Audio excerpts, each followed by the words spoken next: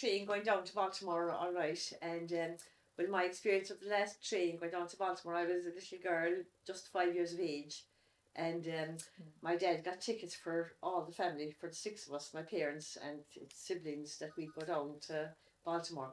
And I remember going over that evening, I'm sure it was around 7 o'clock in the evening, and the place was packed, and the Silver Brass Band were playing, and there was a fancy dress group there as well, and the place was so packed.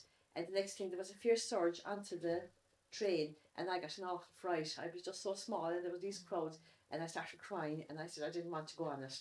So luckily enough, my mum said, okay, we won't go on it, and I didn't. And I suppose to this day I regret it, but that is my memory, was the fear, the noise of the train, all the cheering, and everybody around the place, and the band playing, and the fancy dress, and they making a big racket. And I said, no, I couldn't take it.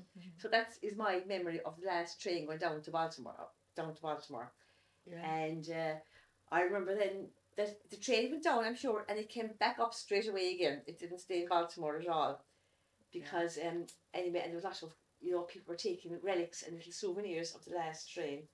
And my dad, anyway, he was a bit of a rogue, and he came back with an ashtray.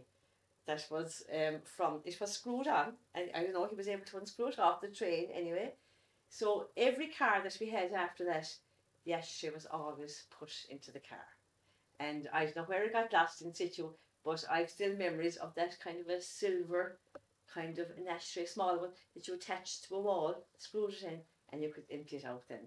So that is my memory of the last train going down to Baltimore, really.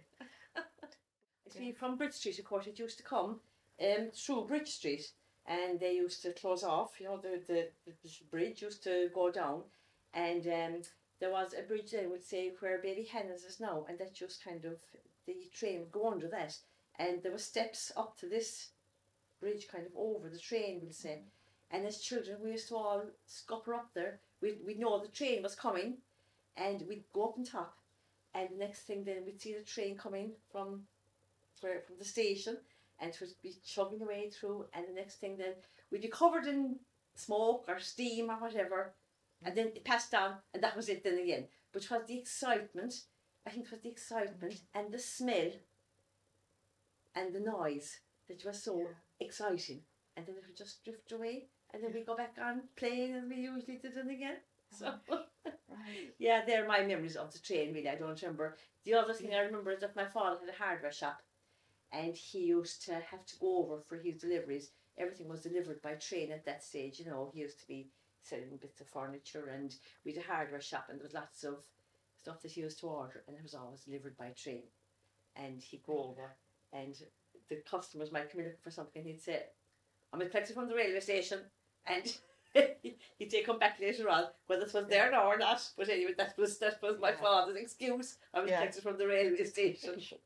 The fun we used to have around us, and we all, scupper up to that bridge. Like, I can remember where it was, and I can remember going over to the railway station, but we really didn't, we kind of, I suppose, was always kind of busy, or maybe we didn't go over there that often. Maybe it wasn't the safest place to be, so they spoke about it for a good while, all right, afterwards. But then I suppose my father got a van. Then you see, he had a van at that stage, and he was able to go to Cork to get his own supplies, and they were able to carry on without it. They learned to cope without it, but no doubt it was a big loss, all right, when it went, and unfortunately, that's progress, Time changed. Yeah. I think it would have made a lovely walkway between Baltimore and Skibbereen. But maybe people have got that land now, I don't know, or I really don't know about that. Part of people's lives, really. So that's all. Fantastic.